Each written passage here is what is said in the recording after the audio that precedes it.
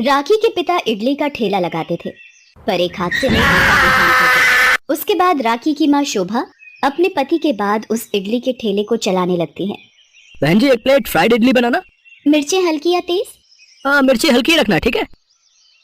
एक प्लेट इडली मेरी भी बना देना, सब्जियां थोड़ा ज्यादा डाल देना। ठीक है। शोभा इडलियां बेचकर घर आ जाती है। तभी पड़ोस में रहने वाली उसकी जेठानी आ जाती है। शोभा, ओ शोभा, तूने जो पिछले हफ्ते मेरे से 500 रुपए उधार लिए थे वो मुझे वापस कर दे, मुझे जरा राशन लेकर आना है। भाभी, वो रुपए तो मैंने राखी के हाथ आपको अगले दिन ही भिजवा दिए थे। राखी के हाथ कहाँ भिजवाए? मुझे तो उसने कोई रुपए नहीं दिए। चुपचाप मेरे 500 रुपए वापस दे दे, वरना मुझे अपने पैसे लेने का तरीका आता है। हाँ राखी, इधर तो आ जरा। मैंने तुझे ताई जी को 500 रुपए वापस देने के लिए भेजा था, तूने दिए नहीं थे। माँ, मैंने ताई जी के हाथ में ही रुपए दे दिए थे। हे भगवान, कितनी बड़ी झूठी हैं दोनों माँ बेटी। एक तो तुम दोनों माँ बेटी पर तरस खाकर मैंने उधार रुपए दे दिए और मेरे ही पैसे खा गई। रुक, मैं तुझे अभी बताती हूँ। इसी इडली बनाने वाले बर्तन से तू ठेला चला रही है ना, अब देखती हूँ तू इडलियां कैसे बनाती है। ये मैं अपने घर ले जा रही हूँ। अब तू मुझे 500 नहीं 1000 रुपए देगी, तब मैं तुझे ये इडली बनाने का बर्तन वापस करूंगी। हाँ माँ, मैं सच कह रही हूँ, मैंने ताई जी के हाथ में ही पैसे पकड़ाए थे। मुझे पता है मेरी बच्ची, मैं सब जानती हूँ। मधु को पता था कि वो झूठ बोलकर शोभा का इडली बर्तन उठाकर लाई है।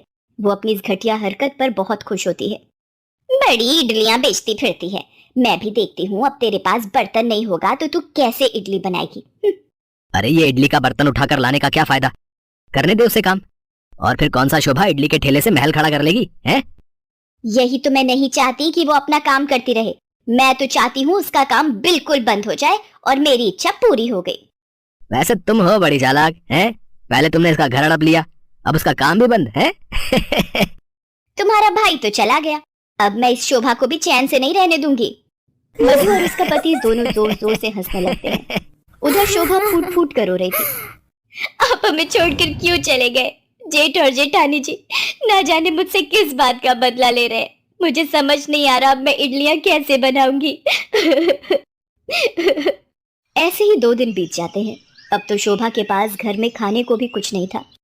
एक रात बहुत मूसलाधार बारिश हो रही थी। वो दरवाजे की चौखट पर बैठी थी, तभी उसने देखा एक बूढ़े पति पत्नी मधु के घर का दरवाजा खटखटा रहे हैं। क्या बात है? कौन हो तुम जो इतनी जोर जोर से दरवाजा खटखटा रहे हो? बेटी, मेरे पति को बहुत तेज बुखार है, क्या तुम हमें रात गुजारने के लिए जगह दे सकती हो? तुम्हारी बड़ी मेहरबानी होगी, हम सुबह होते ही यहाँ से चले जाएंगे। क्यों, मेरा घर तुम्हें कोई धर्मशाला दिखाई पड़ता है जो तुम मेरे घर का दरवाजा खटखटाने में लगे हो? चल जाए यहाँ से अपने पति को लेकर। पता नहीं कहाँ कहाँ से भिखारी चले आते हैं, रात गुजारने के लिए जगह दे दो, चले जाओ। हे भगवान, ये बूढ़ी अम्मा और बाबा तो बारिश में भीग रहे हैं। मधु भाभी ने तो इन्हें धक्का दे दिया। बेचारे दोनों मजबूर इस तूफान और बारिश में कहाँ जाएंगे। अम्मा, आप और बाबा इस तरह बारिश में मत भीगो, आप चाहो तो मेरे घर रात गुजार सकते हो। क्या हम दोनों तुम्हारे घर रुक सकते हैं? हाँ अम्मा, क्यों नहीं। आप बाबा को लेकर यहाँ बैठो, मैं आपके लिए कुछ खाने को लाती हूँ। शोभा कुछ रोटियां सेककर उन बूढ़े पति पत्नी को खिलाती है। माँ, ये आटा तो आपने अपनी रोटियों के लिए रखा था, अब तो घर में आटा भी नहीं है, आप क्या खाओगी? अब तो घर में कुछ भी नहीं रखा है। माँ, मैं अभी जाकर ताई जी से अपनी इडली का बर्तन वापस लेकर आती हूँ, उन्हीं की वजह से ये सारी परेशानी आई है। नहीं नहीं राखी बेटा, तुम ताई जी के घर नहीं जाओगी, मैं जानती हूँ वो हमें इडली का बर्तन वापस नहीं करेंगी। और फिर राखी बेटा, मेहमान भगवान का रूप होते हैं, मेरे से ज्यादा बूढ़ी माँ और बाबा को इन रोटियों की जरूरत है। दोनों बूढ़े पति पत्नी खाना खाकर आराम से सो जाते हैं।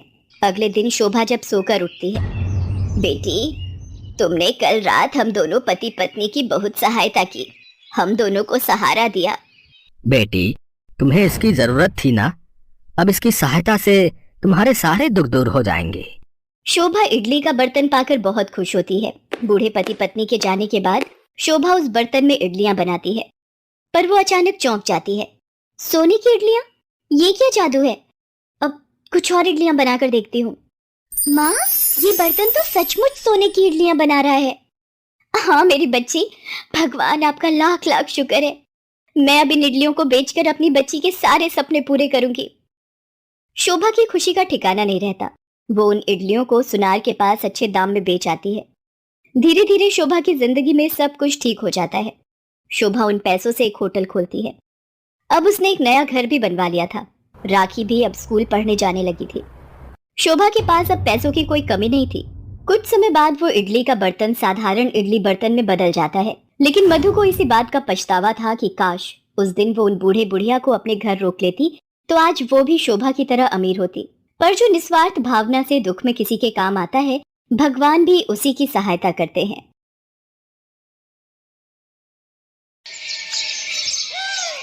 माला और सरजू कई सालों से गांव के अमीर सेठ जय किशन के यहाँ काम करते थे। सरजू सेठ की फैक्ट्री में मजदूरी किया करता था और माला उसके घर के सारे कामकाज। सरजू और माला के 2 बच्चे भी थे, बिंदिया और शिवा। सरजू और माला जितने ईमानदार और मेहनती थे, सेठ और उसकी बीवी सरिता उतने ही घमंडी और लालची थे। वो गरीबों को अपने पैरों की धूल समझते थे। माला, अरे माला कहाँ मर गई? यहाँ जल्दी। जी मालकिन बताइए। क्या बताऊं? 1 घंटे पहले कहा था तुझसे कि घर के काम जल्दी निपटा कर आ मेरे पास। शाम की पार्टी के लिए मुझे तैयार होना है, लेकिन तेरे कानों में मेरी आवाज जाती कहाँ है? माफ कर दीजिए मालकिन, वो आज बर्तन बहुत सारे थे इसीलिए वक्त लग गया। अब बातें मत बना मेरे सामने, जल्दी कर। वो बिस्तर पर मेरे सारे गहने रखे हैं, एक एक करके मुझे पहना दे। चल जल्दी कर। माला बिस्तर पर से गहने उठाने लगती है कि तभी सरिता उसे रोकते हुए कहती है, अरे सुन, रुक 1 मिनट।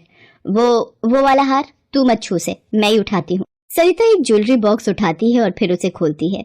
उस बॉक्स में बड़ा ही सुंदर हीरों का हार था। उस हार की चमक देखकर माला ने कहा, वाह मालकिन, ये हार तो बहुत ही सुंदर है। आप बैठिए, मैं पहना देती हूँ आपको। नहीं, रहने दे, तू इसे हाथ मत लगाना, मैला हो गया तो। असली हीरो का हार है, खास आज शाम की पार्टी के लिए खरीदा है मैंने।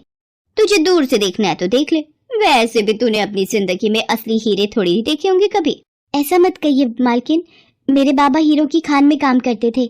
बचपन में मैंने बहुत हीरे देखे हैं, वो भी बिल्कुल असली। रहने दे, मजदूरी करके खान से हीरे निकालना अलग बात है और उन्हें खरीद कर गले में पहनना अलग। चल अब बातें बनाना बंद कर और मुझे तैयार कर जल्दी से, वैसे ही बहुत देर हो गई है। माला चुपचाप सरिता को तैयार करने लगती है। ये सरिता की आदत थी। उसे अपनी अमीरी पर इतना घमंड था कि वो अपनी महंगी चीजों का दिखावा करने का एक भी मौका नहीं छोड़ती थी, खास तौर पर माला के सामने, क्योंकि वो जानती थी कि ये सब खरीद पाना माला के बस से बाहर था। दूसरी तरफ माला को बाकी चीजों से इतना फर्क नहीं पड़ता था, लेकिन गहनों का उसे भी बड़ा शौक था, पर वो कभी अपना ये शौक पूरा नहीं कर पाई। सरिता तैयार होकर सेठ के साथ पार्टी में चली गई और माला सारे काम निपटा कर अपने घर पहुंची। उसका उदास चेहरा देखकर सरजू ने उससे पूछा, क्या हुआ माला, आज क्या दिखाकर जलाया तुझे मालकिन ने? मैं किसी से जलती वलती नहीं हूँ, वो तो बस ऐसे ही। तू मुझसे झूठ नहीं बोल सकती माला, बता दे मुझे, अगर मेरे बस में हुआ तो मैं भी ला दूंगा तेरे लिए। क्या ला दोगे? वैसा ही हीरो का हार जैसा मालकिन पहन कर गई है पार्टी में। माला, ये क्या कह रही है तू? इतनी बड़ी ख्वाहिशें कब से होने लगी तेरी? हाँ तो क्या बुरा है ख्वाहिश रखने में? सिर्फ पेट भरना ही जीवन का नाम है क्या? माला की आंखों में बेबसी के आंसू थे।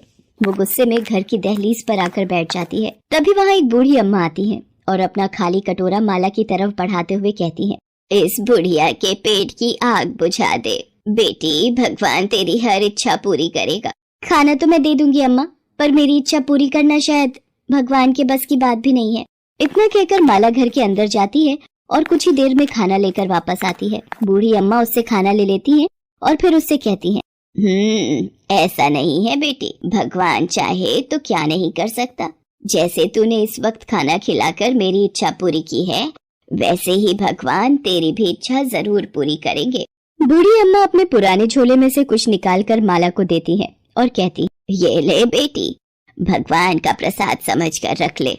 और हाँ, मेरी एक बात हमेशा याद रखना बेटी, इच्छा बस तब तक इच्छा रहती है जब तक वो पूरी नहीं हो जाती। असली इम्तिहान तो इस बात का है कि अपनी इच्छा पूरी हो जाने के बाद तू क्या करती है। इतना कहकर बूढ़ी अम्मा वहाँ से चली जाती हैं। माला अपनी मुट्ठी खोलकर देखती है तो उसमें कुछ बीज होते हैं जो बूढ़ी अम्मा उसे देकर गई थी। वो उन बीजों को सरजू के पास लेकर जाती है और उसे सारी बात बताती है। मुझे तो कुछ समझ नहीं आ रहा कि इन बीजों का करना क्या है, और न ही कुछ और जो वो अम्मा मुझसे कहकर गई। अरे इसमें इतना सोचना क्या है, बीज है तो इन्हें घर के पीछे जाकर बो दे, कुछ ना कुछ तो उग ही जाएगा। माला ऐसा ही करती है। घर के पीछे जो थोड़ी बहुत जगह थी उसके पास, वहाँ जाकर वो उन बीजों को मिट्टी में दबा देती है कुछ ही दिनों में वहाँ कुछ पौधे उग जाते हैं, जिन्हें देखकर बिंदिया माला से कहती है, माँ देखो ना, घर के पीछे कितने सुंदर पौधे उगाए हैं, उनकी पत्तियां एकदम चमकीली हैं। माला तुरंत जाकर देखती है, वाकई उन पौधों की पत्तियां बिल्कुल अलग तरह की। अरे हाँ रे बिंदिया, ये तो वही जगह है जहाँ मैंने वो बूढ़ी अम्मा के दिए बीज दबाए थे। लगता है उन्हीं से ये पौधे उगाए हैं। तुम दोनों इन्हें तोड़ना मत, ठीक है? इन्हें थोड़ा और बड़ा होने दो, फिर शायद इनमें कोई फूल या फल भी आ जाए। उस दिन से माला उन पौधों की अच्छे से देखरेख करने लगती है। कुछ ही दिनों में वो पौधे काफी बड़े हो जाते हैं और उनमें बड़े ही सुंदर फूल भी उगने लगते हैं। फिर एक दिन तेज आंधी में एक पौधा टूट जाता है। ये देखकर सरजू माला से कहता है, माला, ये पौधा तो टूट गया, लेकिन इसकी जड़ अभी भी ठीक है। ऐसा करता हूँ, इसे उखाड़ कर दूसरी जगह लगा देता हूँ।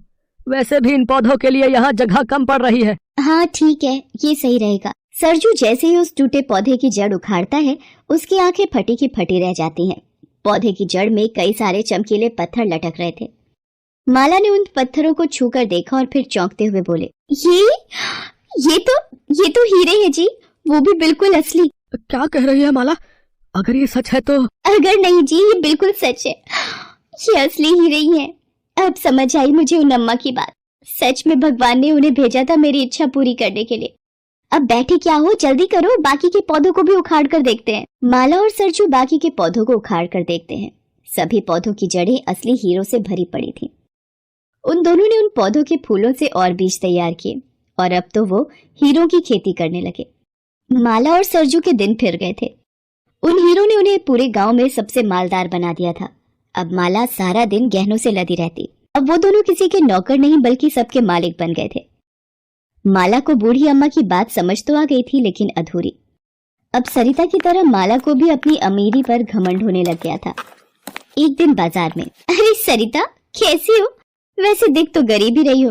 तुम्हारा ये हार कितना फीका है, मेरे हार की चमक के सामने तो ये कुछ भी नहीं। सरिता बिना कुछ कहे वहां से चली गई। माला की सारी इच्छाएं अब पूरी हो गई थी। उसके पास हीरों के खेत थे, जो अपने आप में किसी अजूबे से कम नहीं था।